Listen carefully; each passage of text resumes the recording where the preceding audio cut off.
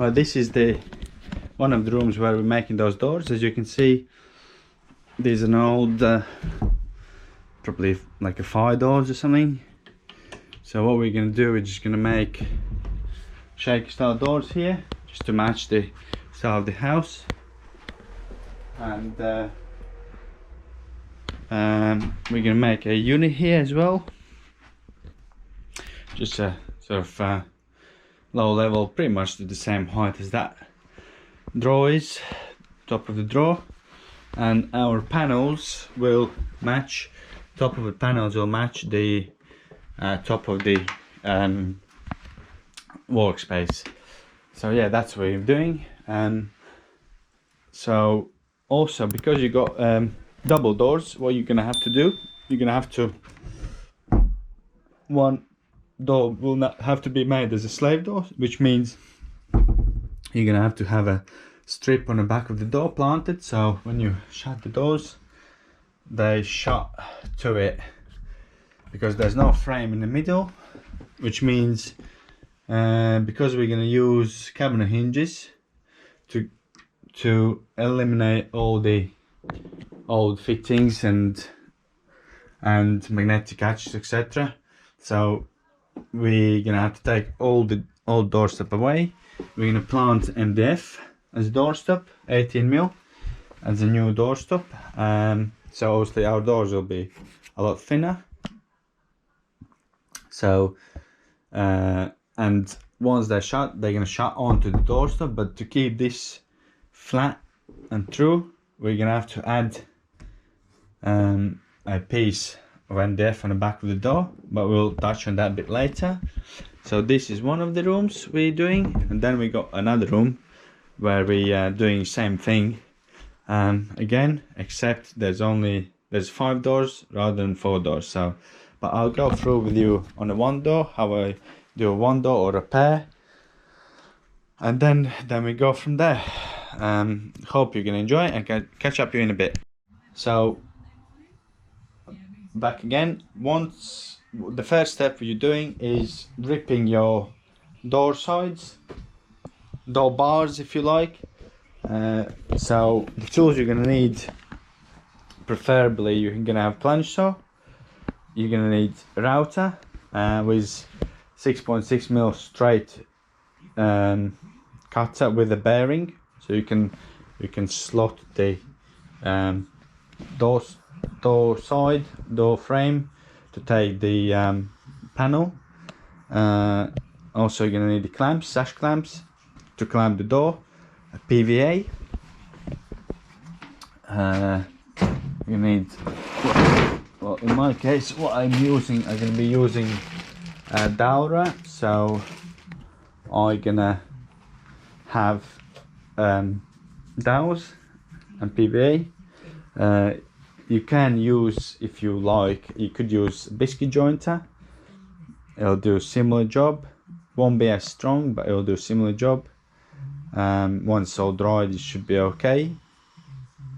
Or you can have mortise and tenon, but that means you need, cutters for it, where you make a groove and then do the ends, and from my experience it's not as efficient.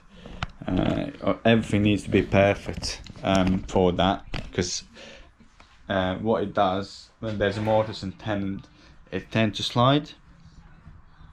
So I've switched to dowels because they lock in place basically, and you don't have that sort of problem.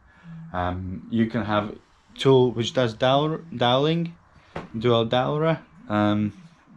Depends obviously how often you're going to use it. You can buy a cheaper option or dearer option of them.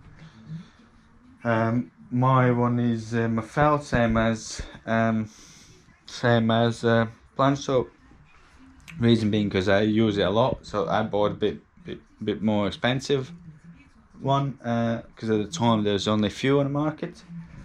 So obviously Hoover for dax extracting. It doesn't have to be what I got, but anything which can cope with fine dust, M class they're called, because MDF dust is quite fine. And what I find Henry actually works okay, but you're gonna have to frequently change the motor because it does burn out after a while. So yeah, basically that's the tools you're gonna need, and a sander, obviously, yeah, to sand the all the material before you actually clamp it. So yeah, so without too much talking, I'll get on and I'll catch up with you in a bit.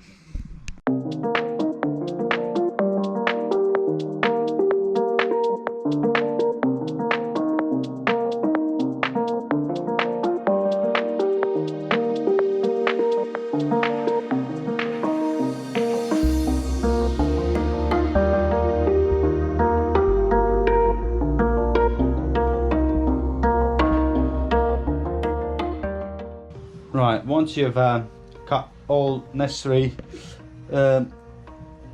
strips, next step is to sand the edges, and reason being is because it's a lot easier to sand it whilst it's in long lengths. The only thing you need to remember though is that you're gonna have to, other step what we're gonna do, we're gonna take chamfer off of the edge of the board, and it deals with two issues which you're gonna have. This is not too bad, but you can see there's a slight chipped edge that's from blade, so A, it cleans that up, and B, it makes it, you know, nice chamfer, equal. You can either do it by hand if you're confident enough, or I'm gonna use router, and that will make it be all the same. But downside is you need to cut your middle bars as well. So what we're gonna do, we're gonna set up with a saw. We'll cut all the necessary parts.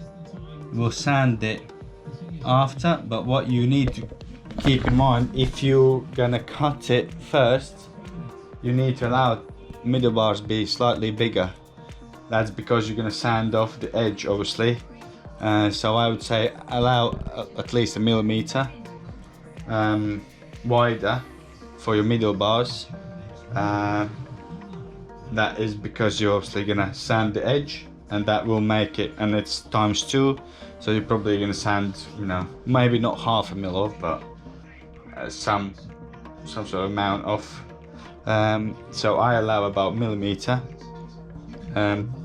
extra for the middle bars, so I get a right measurement once it's finished. So I'll get a saw set up. We'll cut all the bars, and B, that way you're gonna know exactly which door is which, so you don't have to sort of guesstimate.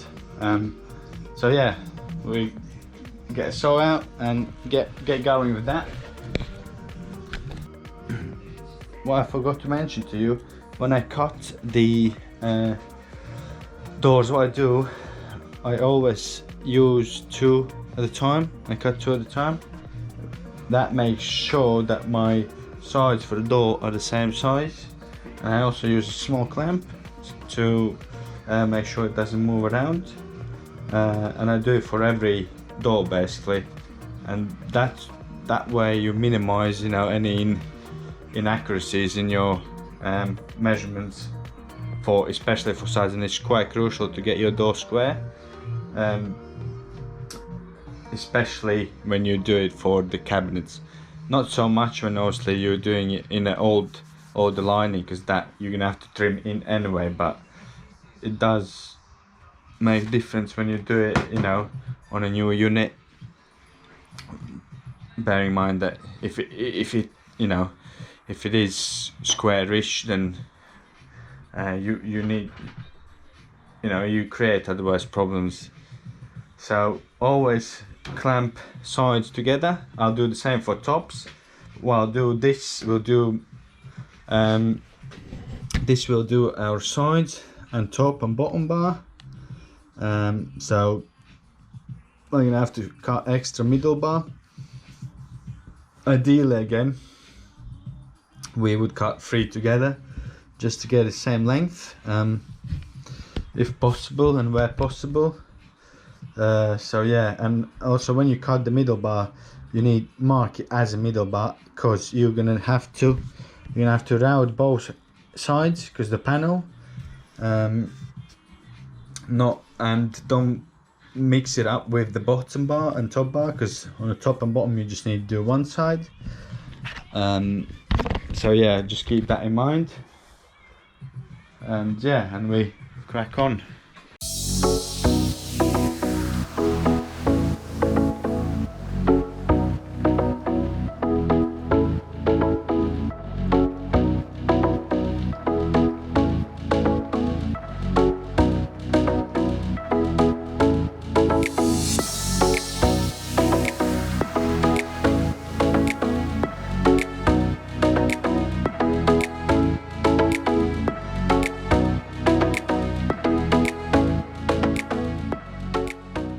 So now we cut all the parts for doors. Next step is to mark on your doors how you're going to space the panels out, or bars. So this is what we're going to do next. I have measured, and our bottom panel from the top will be 81.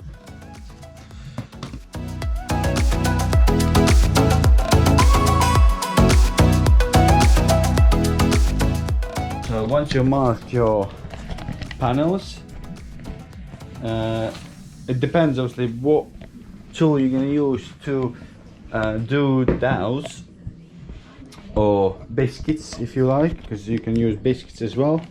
In my case, with the dowel I got a pins which stop it, so I don't have to measure it out. But if you say got a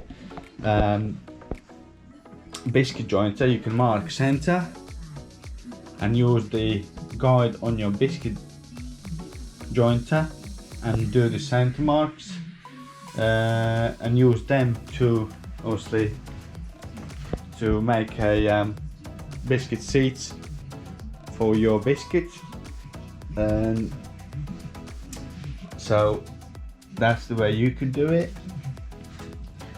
What I'll do, because I've got it, because I got those pins on the tool, I always go from top down, and on the bottom I go from bottom up. So and then on the middle bar I use top, because I can use my tool to push against the top. And yeah, so that's the way I can do it. So it's very crucial that you do these things first, especially if you got a dowel or something with the stop to do your dowels, or biscuits, whatever you're gonna do. The reason being because when you do the slot, the tool pin or stop guide will go in rather than stop on a piece of timber. But that's obviously you got to adjust for your tool yourselves, depending on what you're going to use. So I'm going to dowel this now. After doweling, we're going to use a small router. We're going to put in put a rejoin on a pieces, and after that we're gonna use sand all the edges and route the slots. In fact, we can route slots out after we've done the routing edges, and then sand it so there's no marks of the route itself. So yeah, so let's crack on.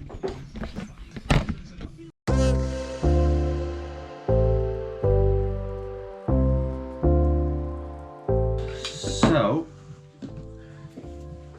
next thing what I'm gonna do is to set up the a wheel jointer, a chamfer. So you just set up the desired amount you want to take. I'll see if I am happy with this one first.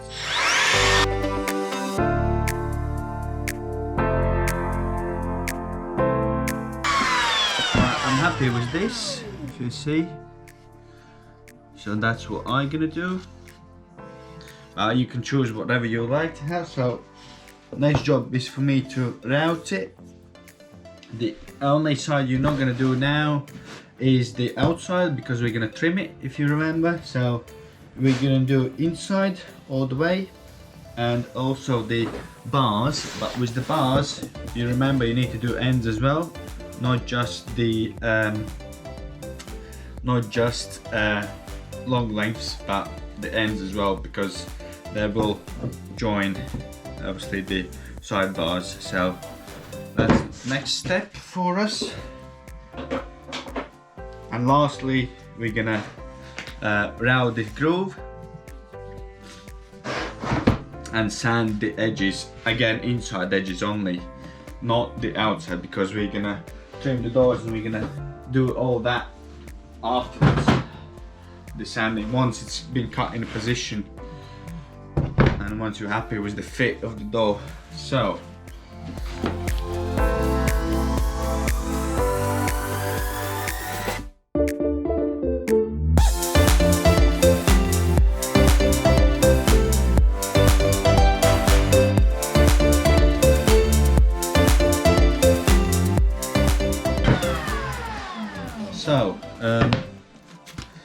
we've done all the bars as well. As you can see, I haven't done the top, I haven't done the very bottom, because as I explained you, we're gonna do it after we trimmed the door in the position. But what you've got to remember is do the middle bar, because obviously that is got to be finished fully. So next step for us is do a groove. I use 6.3mm straight cutter with the bearing, which gives me enough space to fit comfortably 6mm MDF. So that's what we're gonna do next. Again, set it up on a piece, on an offcut, so you know that you can be happy with the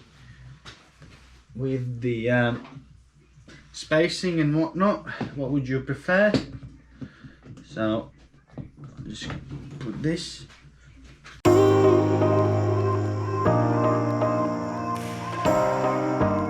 So I'm happy with this spacing.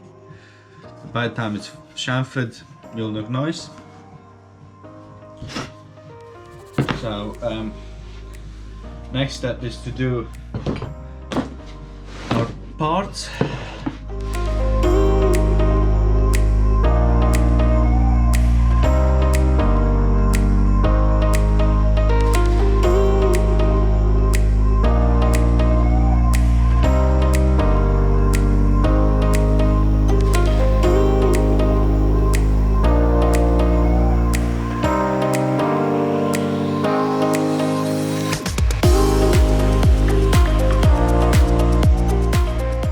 So we've done the routing, as you can see. What you also want to do is make sure you go past the point where the side is for your panel to fit in, because this groove is about 9mm deep, so you need to go beyond that point. And what you also can do when you cut your, well, I'll show you when we cut our panels. What we're gonna do, we're gonna take off corner. We're gonna chamfer, well, not chamfer, cut the corner.